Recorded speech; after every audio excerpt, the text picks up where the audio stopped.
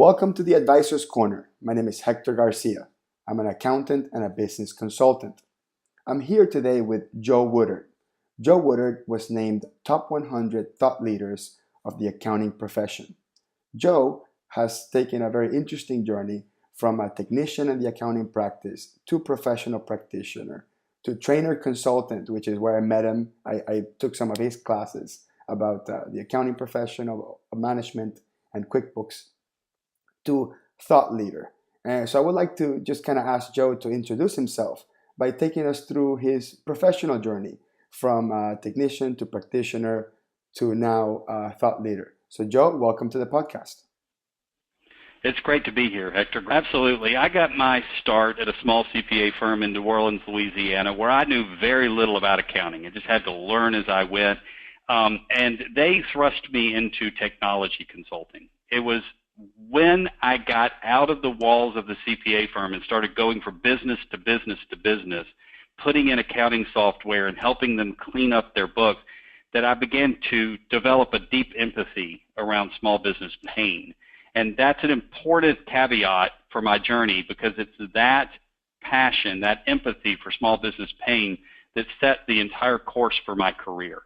I left that firm and got picked up by a national trainer thinking, well, if I can train a lot of accounting professionals, I can really put a dent in this small business pain problem. And yeah, probably did.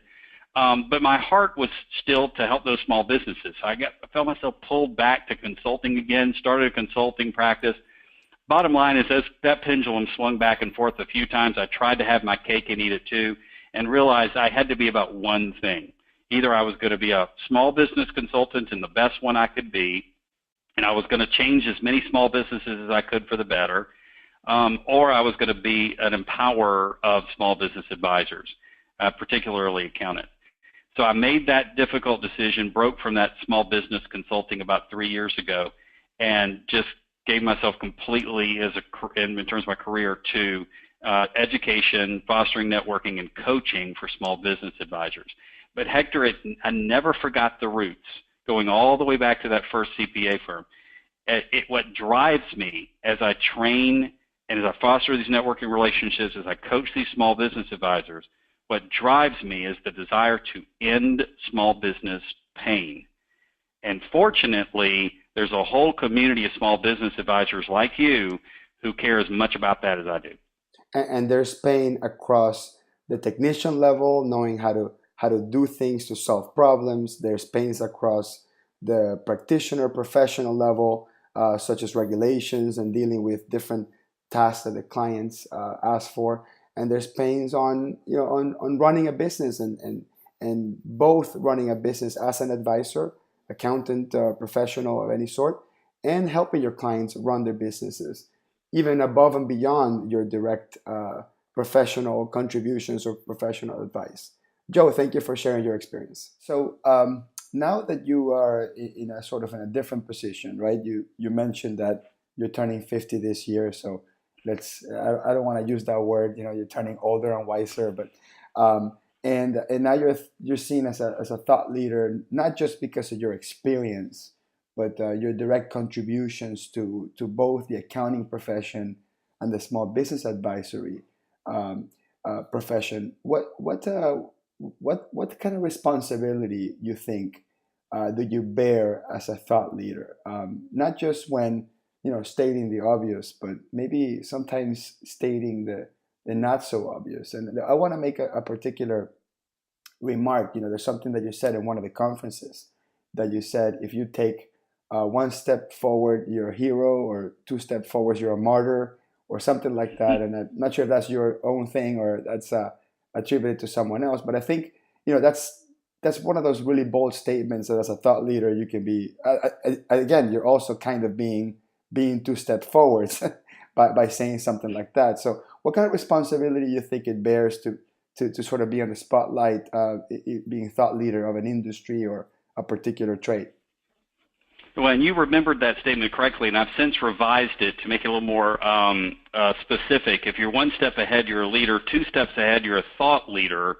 And three steps ahead, you're a martyr. Okay. So that's yeah. So I try to live in the realm of the two steps ahead, even as I'm one step ahead of my team and leading them. And I don't remember where I got that. If I got it from somebody who was many, many decades ago, and so I sort of folded it into my lexicon and modified it. But the concept here in thought leadership, first, I think in some ways it's underrated, in some ways it's overrated. Let me explain. The Accounting Today did a poll, a survey, and asked practitioners where you go for trusted responses and making decisions within your firm. Surprisingly, the number one was their spouse or significant other, who has absolutely no knowledge whatsoever of the profession. And just because there may be some people not in the accounting profession, do you think that's even? Do you think that's even? Do you think that even changes across professions? Do you think? I think it's probably the norm across all professions. Exactly. I mean, this particular study happened to be about accountants, but more so than any profession, except maybe medical research, accountants are very data driven, and so if we're relationship based in our influence group, then some of the other professions that are less mechanical, less data driven, less process driven, are going to be even more weighted that way. But in the survey, it was your spouse or significant other, kind of life partner. Then the second was your peer. Thought leaders were actually, I don't remember all the gradations down, but thought leaders were actually about 9th or 10th on the list. So I believe that in some ways the concept of thought leadership is overrated, and I think that some people think if it comes out of a thought leader's mouth, it automatically is just performed. It's just a thing that happens by thousands of people. Now, on the flip side, thought leadership does come with great responsibility, because even though I don't believe, if I'm doing my own podcast episode, or I say something in this podcast episode, I don't believe that 10,000 people are going to go off and change their mind about something or change their direction on something. But I do believe that 1 or 10 or 100 might. And even if it's just one person who changes their direction as a result of what I say, that's a sobering level of responsibility. And I do get that echo back from the community that knows me, likes me, and listens to me, and they say, heard what you said, did it, it worked.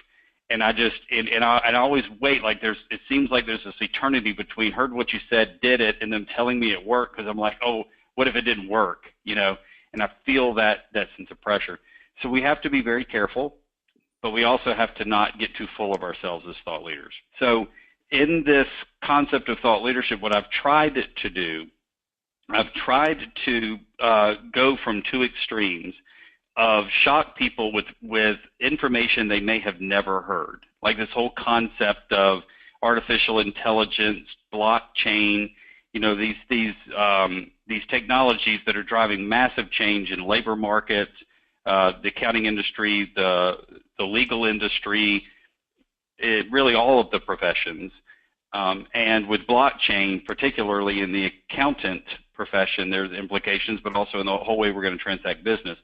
So if I can be very well read and get my head at about 30,000 feet from time to time, find these golden nuggets of ideas that I believe represent where the puck is going, and share them out, then I'm going to spark thought that hopefully will continue in the mind of the other person.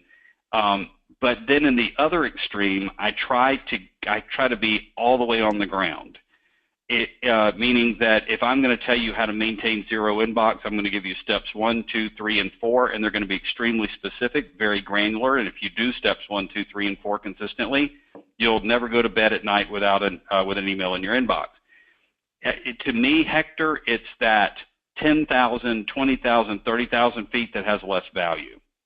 That's the realm where, in order to speak about something of value at 40,000 feet, I will have had to read 20 articles and 10 books, find the golden nugget, and throw it into the world, right? It's like a reading filter. Sure.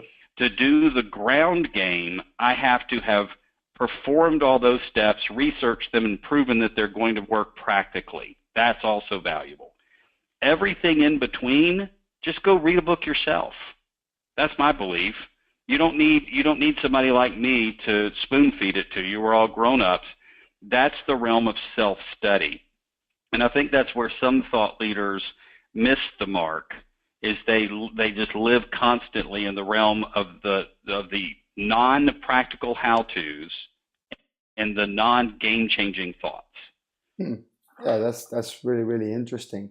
One thing I will tell you, sometimes we don't know what can potentially inspire us, and some of these detailed, granular things tend not to inspire us if we're not already sort of deeply involved or entrenched on that particular topic. So sometimes this 50,000 level thought can really change the way you think. The perfect example is Ron Baker. Ron Baker, who pretty much, let's call it the father, or the person spearheading the movement of pricing based on the value you provide. Other than Alan Weiss and some of those other folks have been talking about it for years as well, but he specifically been talking about it in the profession.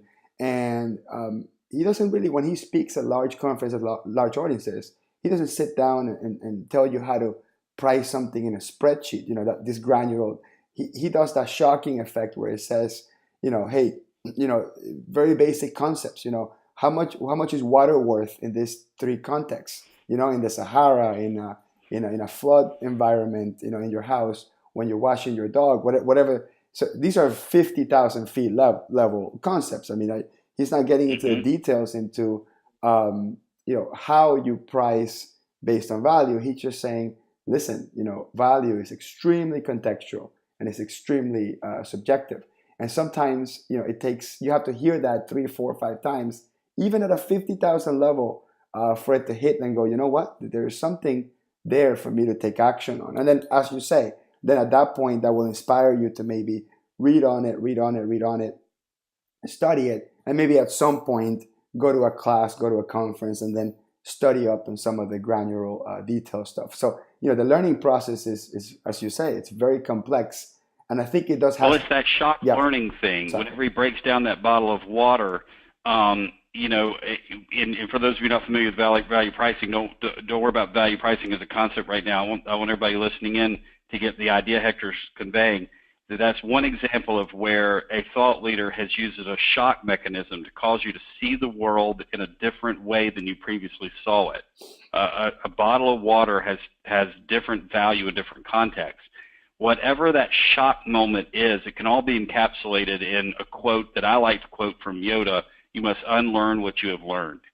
And great thought leaders cause us to unlearn what we have learned, or at least challenge what we have learned, so that we can come out of the shell that we create around ourselves, where we've categorized our world in almost a childlike way, and we carry that childlike categorization all the way into our adulthood. Yeah, no, that's absolutely right. We're definitely 100% in agreement there.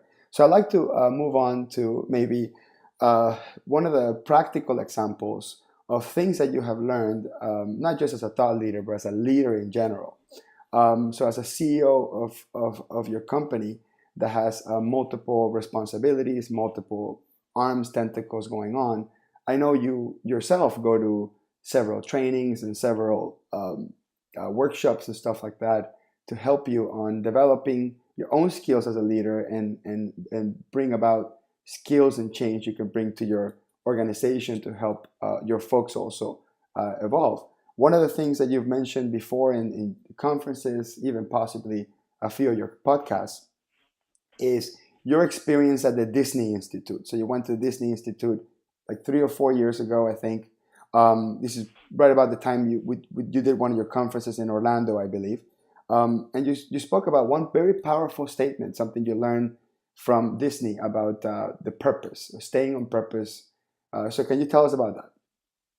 Yeah, absolutely. And this is, talk about something where you see the world differently and where one idea can spark massive change.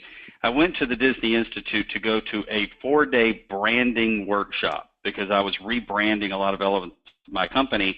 And I knew it was a little bigger than how to design my logo, but I really thought it was going to be about brand communication, maybe a little bit of telling your story. I had read enough books to know it's a broad topic, but that's not where they started. They started with, on a journey with me, an exploration of who I am, the change that I want to see in the world, and the higher principle that I follow. I've almost forgot the third one. So they're basically saying there's some higher catalog of ethics that you adhere to. There is a way that you view yourself and who you really are, and there's a difference you want to make in others. And the intersection of those three things, out of that will forge a powerful statement. So when I looked at those three things, if you remember going all the way back to the beginning of our conversation, Hector, I want to end small business pain. So in the end of that 4-day journey, they carried me to a vision statement, a vision statement that seems very simple, but actually began with the beginning of my career and all those small businesses I would go in and all the pain I would see them go through. And they actually went through an exercise that carried me back to my childhood, where my father was a business owner, construction company in the 1970s, and there were times where I just didn't have my father, and it was because technologies weren't there that would have allowed him to do work-life harmonization the way that we can do it today. And then I see businesses just ignoring those technologies and still not having work-life harmonization. So it became very emotional. I got very emotionally connected to the pain. And out of it, Disney helped me forge this vision statement for my company: to transform small business through small business advisors. Then Disney distinguishes between a vision statement, a mission statement, and a purpose statement. Because they say your vision statement should be a big, hairy, audacious goal. They didn't say it that way, but that's a term that's out there in the business sphere, a BHAG, a big, hairy, audacious goal. So I likened it to that. If I had a magic wand and could just do anything in the world, a big and hairy, audacious, positive change, what would it be? I would be that all small business on the planet would be transformed. Okay, I'm just going to do it through small business advisors and train them. But they said that's not enough. All right, having a big, hairy, audacious goal, having a vision is like having a compass and not walking. I want to make sure everybody got that. Having a vision and nothing more is like having a compass and not walking. It will point you where you need to go, and it will do absolutely nothing to positively impact your life or the life of those around you. So they said that there are two different statements that we have to write that are attached to our vision statement. One is our mission statements. All right, now there's a lot of semantic overlap here, so talk about unlearning what you've learned. A mission statement is not a vision statement. It is not a big, hairy, audacious goal. My mission is not to transform small business through small business advisors. That's my vision. My mission is something I can do, measure, and repeat better. Do, measure, repeat. Do, measure, repeat over and over again. It is the operational arms of my business that point toward my vision.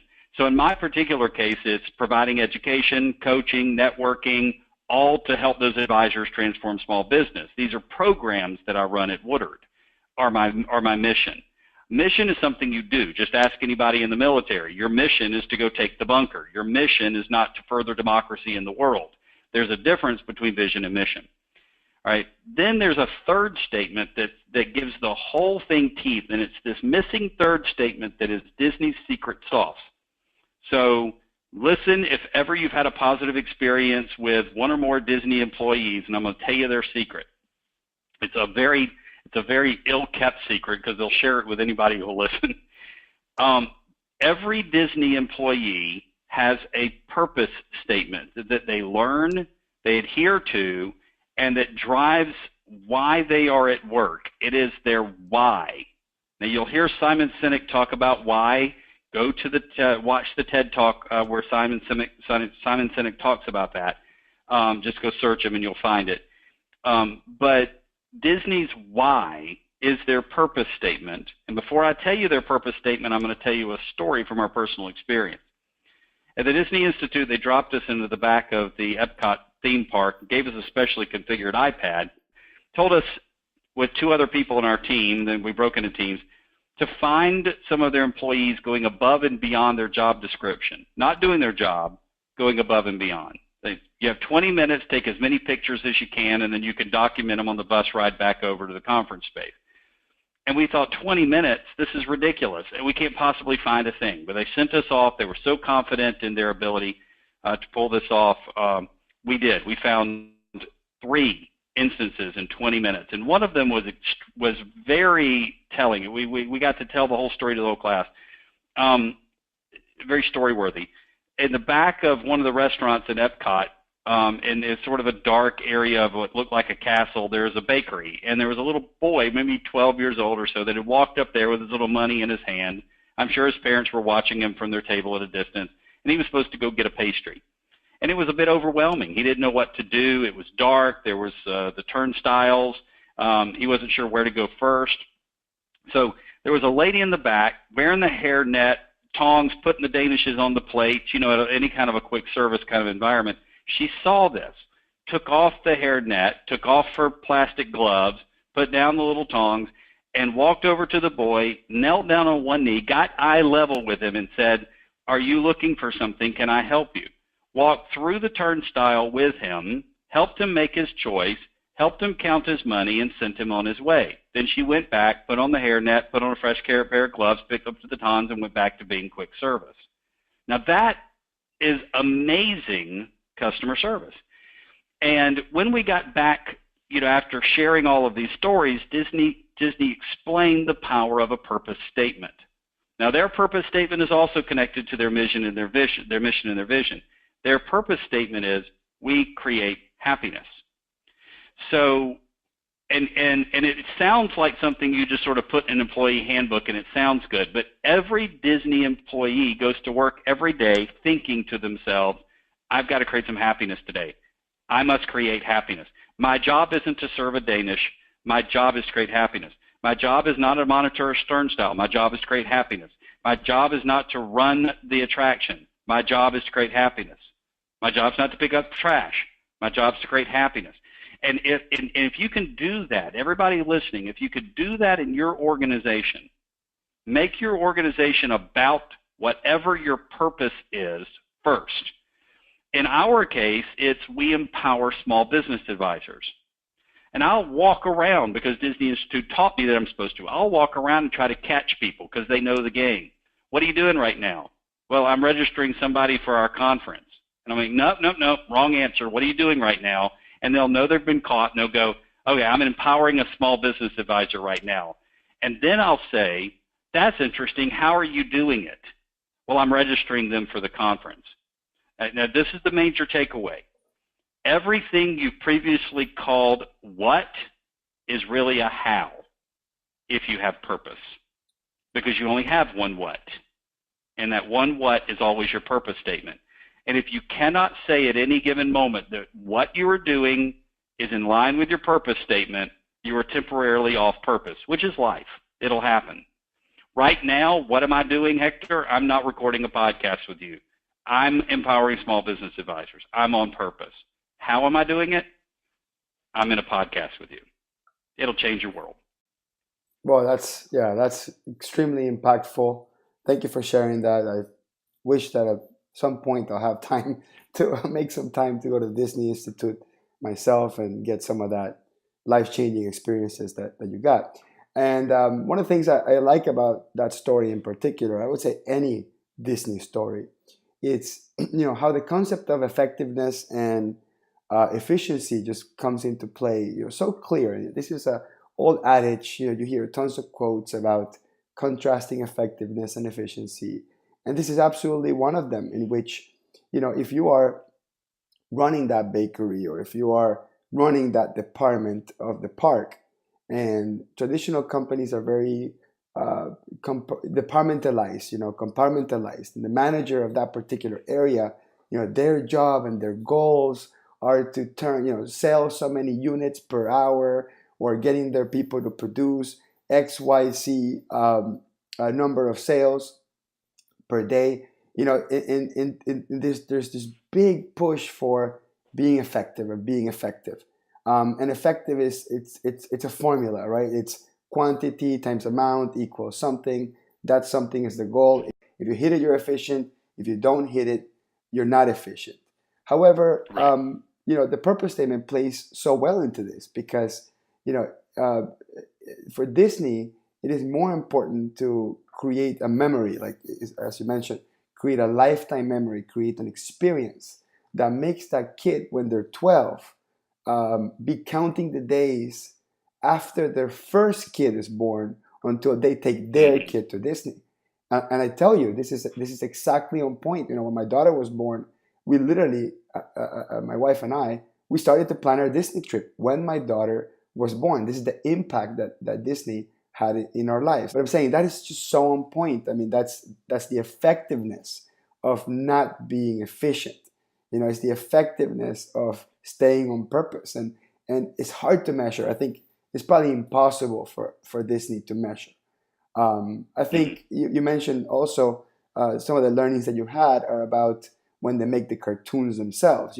How many frames per second they add. This is not efficient to add extra frames or add more colors or add more Yeah. quality. The Disney concept for that is over deliver. And over deliver is extremely inefficient, but effectiveness is always more valuable. Therefore, it's always more economically viable. Now, in the short term, it's more costly. In the long term, it leads to business growth and excellence. And so if you can always make your customer the object of everything you do, if you can be externally focused on your measurements more than you're internally focused on your measurements, then you're going to start measuring based on effectiveness. Yes, cost will go up. You're going to use, if you're a construction company, you're going to use a little higher grade materials. You're going to hire a little better people. You're going to have a little more stable or consistent systems so that you're on job sites on time. You're going to give your customer a better experience. You're going to see your profits take a hit. And I'm here to tell you that as long as you can do that and do it responsibly, work with your CPA on that, as long as you can do it responsibly, it will pay off in the end because people will gravitate back to quality. They'll pay a premium for quality. And then you, not only in terms of your brand, but also the change you want to make in others, a key component of your vision statement, you won't just be trading your trade, you will be changing people's lives with whatever your product or service is. And we don't have time to get into work-life harmonization. Maybe I can come back on and we'll talk about that later. But that's one of the key components of work-life harmonization, that I'm making a difference in people's lives as both an individual and as a business owner. No, absolutely. Some of the things in terms of just that specific topic, when I advise my clients on anything, whether it's some operational process or an accounting process or maybe a financial strategy, whatever it is, that conversation of, I don't speak about purpose as much as you do, because obviously I haven't been transformed yet on it, but it's something that I think about very much. But I think about explaining effectiveness and efficiency as a way to get to the decision maker's heart about what's right. And one of the ways I've explained it, and obviously I've tried 100 iterations of it until I think I got the one that I can best speak about and people like, is I tell people efficiency affects your head and effectiveness affects your heart. And all of our customers have hearts and heads, but their hearts end up having a much deeper impact on their decision making. You mentioned earlier about a study that you saw on professional practitioners, whether they're accountants or I would say any small business owner. Where do you go for advice? Well, you go to your spouse. Is it because your spouse is an expert in the profession? Sometimes it's the case, but most of the times it's not. It's because the spouse is the one person that can get fastest to your heart.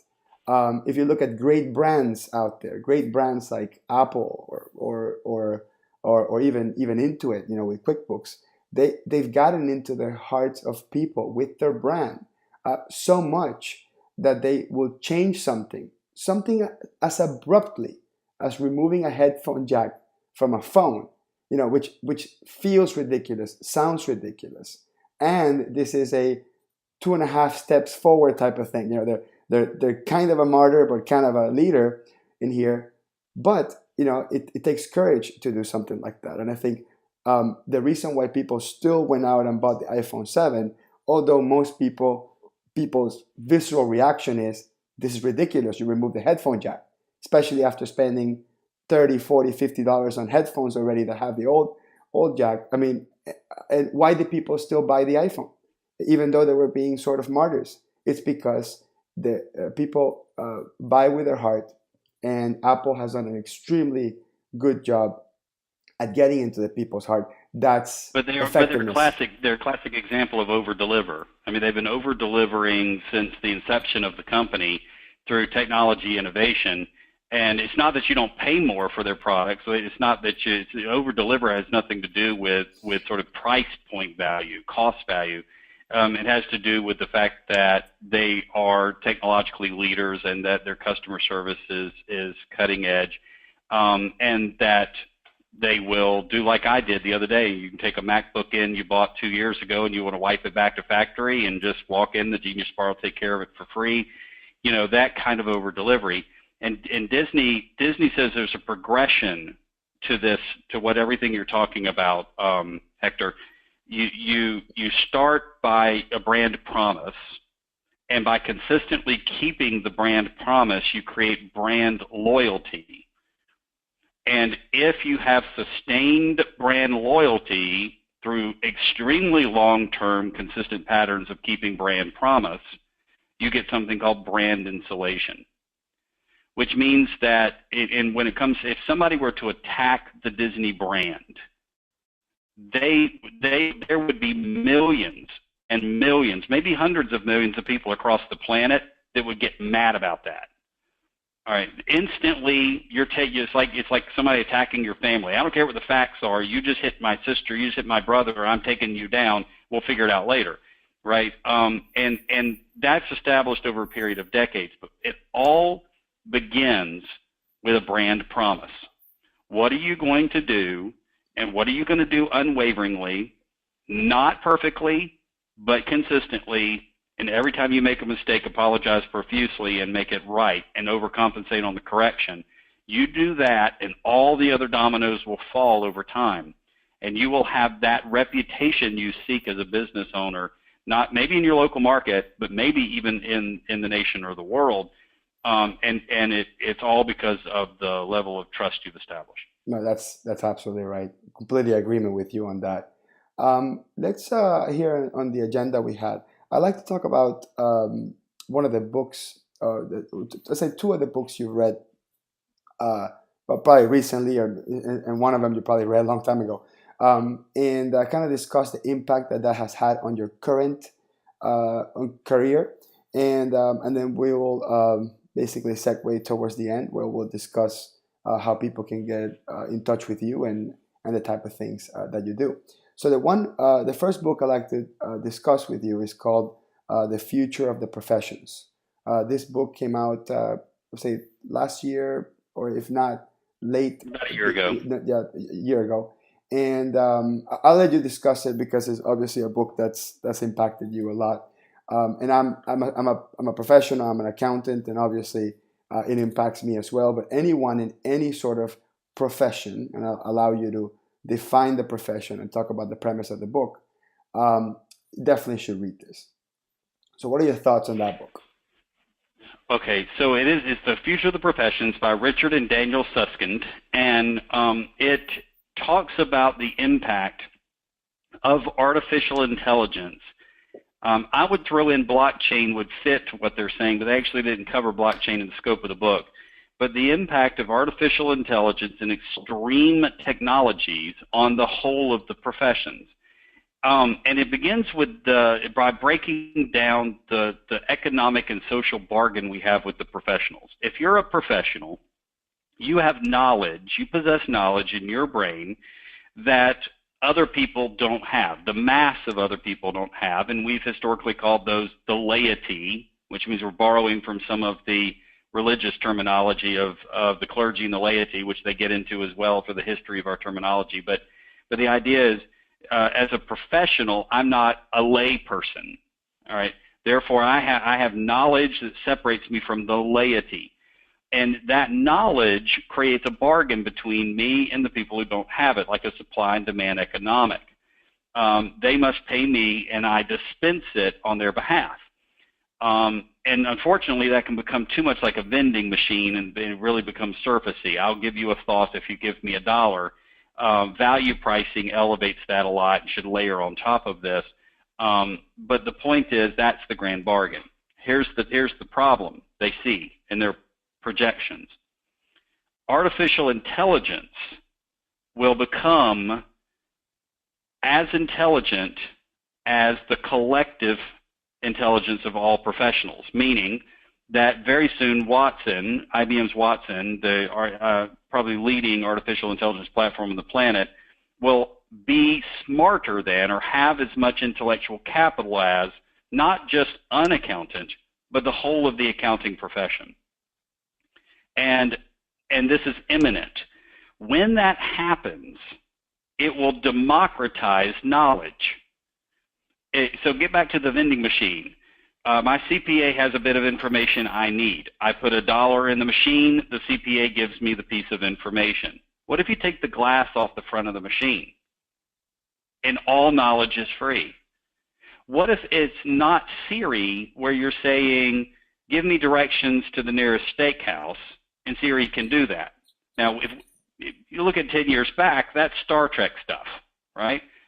But what if instead Watson, who IBM is predicting will be in a container the size of a cell phone by 2020, what if I ask Watson, given my income tax return from last year, my income tax bracket, my year-to-date earnings, my basis in my home, how much capital gains do I need to reinvest in my next home in order to maximize my deductions? And Watson will tell you instantly and accurately.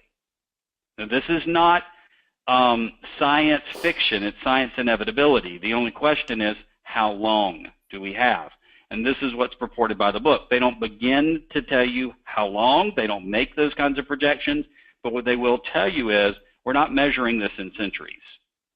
All right, and if we're measuring it in decades, it's single-digit decades. So if this kind of disruption is coming, the question that faces every professional listening today, how do I respond when every bit of knowledge in my profession has become democratized?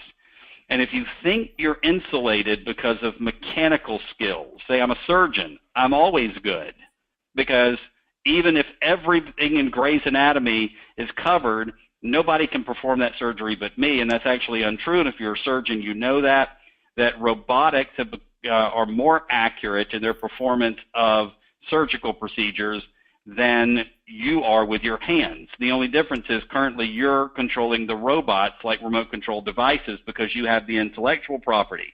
What if Watson's controlling the robot, the robotic device, the laser, the knife? So Watson will begin just doing our surgeries for us too. Now, in some ways this is not theoretical. In some ways it's already become practical. The nurse's assistant area of the medical profession is already being displaced by a robot driven by artificial intelligence that roams hallways, navigates around professionals in those hallways, goes up and down elevators, and delivers medicines and linens to patients. It's in over 45,000 hospitals. The dental laboratory profession is already being disrupted by machine learning algorithms that take a picture of your tooth, determine what the tooth should be, and then digitally print it right there on site at the dentist's office. And I have one of those in my mouth. I have a 3D printed part of my body. So in some ways, we're already starting to see the disruptions, and the accountants are already starting to experience the disruptions with technology. And I can't get into all the details of how to respond here. I would say that there are some some places in my own podcast where we break this down in a conversation with Ron Baker and another conversation with Daniel Susskind. I'd ask you to go check those out.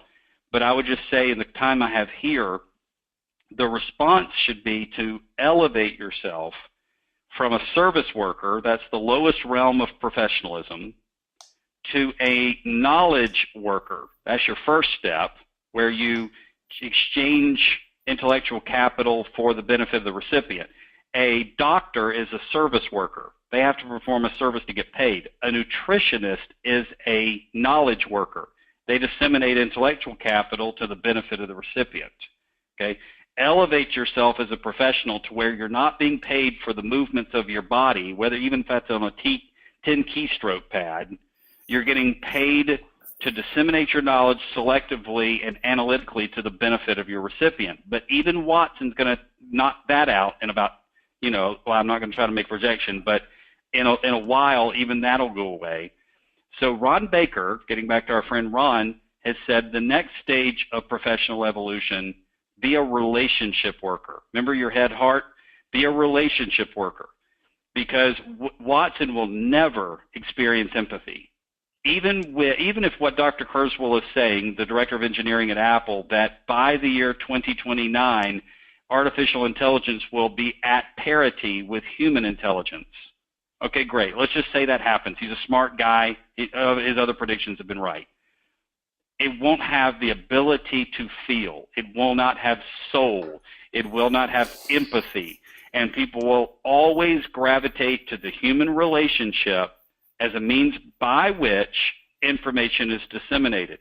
Relationships trump knowledge every day of the week, which is why, getting back to that study, people will go to their life partner or spouse for advice on how to run their accounting practice before they'll even go to a peer. And I'm, as a thought leader, way down the list. All right, so service worker, evolve yourself to being a knowledge worker, evolve yourself to being a relationship worker, and you'll insulate yourself from that technological disruption. Yeah, no, I agree with you 100% on that. And we don't have much time to get into the other book I wanted to discuss with you, but I'll discuss it briefly. It's one of the books that you mentioned, recommended. I read it and I loved it. It's called Getting Naked.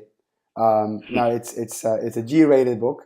Don't Google that. Don't Google for it. Yeah, seriously. Yeah, Getting Naked, dangerous. Which talks about just being vulnerable and using vulnerability as a weapon to build trust and use that to just be a much better advisor. And I think that plays perfectly into that's empathy, right? Being vulnerable and being empathetic. That's what he's saying. That vulnerable consulting is relationship-based consulting. So if you want to get there quickly to what I was just describing, do read that book. But go to Amazon or iBooks, and then within that area, in the ebooks area, search for the book Getting Naked. Right. And even then, you might want to kind of close your eyes a little. Right. It's an unfortunate title because it's hard to Google for it. Right. But it's written by a guy named Patrick Lencioni. If you can work out the spelling of his last name, you could search by that. A little safer search, and get that book, and it will inspire you. It'll be a spark. It'll be a 40,000-foot spark to spark you in the correct direction. So you unlearn what you've learned about how to be a professional, and you know what your goal is. And then I would recommend that you tune in to what Ron Baker is writing and saying about relationship-based services. You can Google for Ron Baker, and he'll tell you all about it. And so, and the last book from the recommendations that you have made, a book that I also read, is called The Speed of Trust, and also plays into this topic really well. We can have confidence on the machine's capacity to output a result based on the aggregate knowledge of all professionals, blah, blah, blah. But can we trust the machine to have our best interest in heart? So talk about The Speed of Trust. I love that book as well. Yeah, so The Speed of Trust, written by Stephen M.R. Covey. And Stephen M.R. Covey is going to be speaking on The Speed of Trust at our conference coming up in June. We're very excited about that. That book says, it simply put, there is a cost to not having a healthy amount of trust. He calls it the trust tax. And he said that in our efforts to protect ourselves economically through contractual language and legalese, which has its place, and he would say has its place. But he said whenever we impose that process on everyday exchanges, economic exchanges, we are slowing the pace of business down to a crawl, and it's costing us more than we would have lost if somebody took advantage of us. So take, for example, one place where I had the speed of trust early on, and I didn't even know the concept, was in some dissemination of some of my books. I didn't know what to do to get books out there. There was no delivery system like Kindle or iBooks. And I thought, well, if somebody buys my book, I'll just send them a PDF. And then the thought went through my mind, and they could send it to somebody who could send it to somebody who could send it to somebody.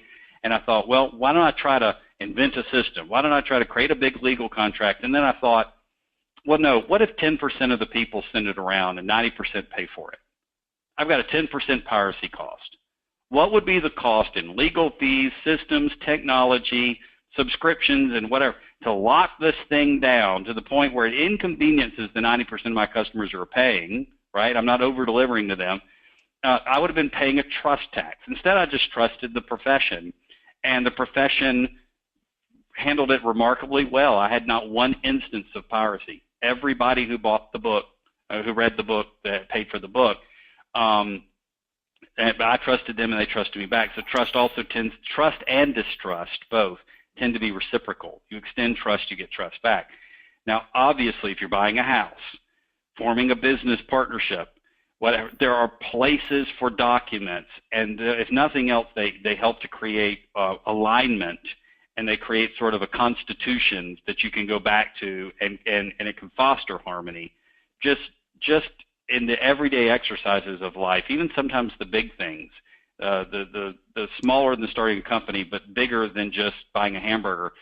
Extend some trust and just be pleasantly surprised when the person trusts you back. Absolutely. So that's a great book, and it's called The Speed of Trust by Stephen Covey Jr. By the way, that's the son of the Stephen Covey from the 7 Habits of Highly Correct. Effective People, not highly efficient people. Just point that out. Right, exactly. That's perfect. Thank you, Joe. So, a perfect segue. You talked about your conference, in which the same author from Speed of Trust is going to be there. And talk about your conference. What is your conference? When is it? Discuss it. Yeah, well, the conference is connected, of course, to our vision to transform small business through small business advisors, and our purpose to empower small business advisors. Hector, you teach many, many courses every year for us. You do a great job, highly rated instructor. But underneath the umbrella of that vision, we assemble these small business advisors in a single place and provide deep education. We provide thought leaders that provide those sparks we talked about to help us unlearn what we've learned. A technology floor of over 100 software providers that service small business so that accountants can explore those and be empowered and network with each other. Relationships are powerful. Relationships are forged. Friendships emerge out of this experience. And that's probably the most exciting thing that we see. Getting back to the relationship play is the relationships that get built and furthered every year, almost like a big community reunion. That everybody is welcome to join. Yeah, and if you're in the accounting profession or business advisory profession, that it's in the finance world, this is one of the best conferences, if not the best conference. A lot of people would argue that it's the best one to go to. And this year is going to be in Orlando, June. What are the dates, Joe? June 4 through 7 at Coronado Springs, Disney's Coronado Springs. Right. So it's an immersive experience. You stay in the hotel where the conference is. I believe the hotel itself, it's completely blocked for the conference. So every single person in there will either be a Disney employee delivering on purpose service or an attendee or a vendor of some sort, correct? That is correct, and it's an enclosed campus separate from all the bustle of the theme parks. But if you're going to bring your kids, first free parking for the Floridians, and also the shuttles do run over to the parks, so your family can enjoy the parks while you learn. Right. So you get both the Disney experience and you're outside Disney, so you don't have to have the Disney experience. So That's exactly and right. that plays great into the topic that we started with. So where do we go to find out more information about that? You can go to my last name, Woodard.com, and you can find out about all the things we've talked about here, our podcast, our conference. So the name of the Yeah, conference is Scaling New Heights. And the correct. name of the podcast, which is going to be in iTunes and I believe in all the other podcast platforms, is also called Scaling New Heights, just like Right, the correct. conference. And the It's podcast the itself, Scaling New Heights podcast. yeah, Scaling New Heights podcast. And the podcast is not about the conference. I mean, it's a great addition to it or complementary to it. You interview some people that are involved with the conference and some people that are not. And I No, actually, it's everybody is involved with the oh, conference. okay, That is the theme. So okay, I didn't know that. you have to have presented at a past or scheduled to be presented at a future conference in order to participate. And it's an educational extension that we offer for free across the airwaves to anybody who wants to listen. Perfect. Thank you for clarifying that. And Joe, it was an absolute pleasure having you on. Thank you for spending the time to share this with us. And you have a wonderful day. Great to be here, Hector.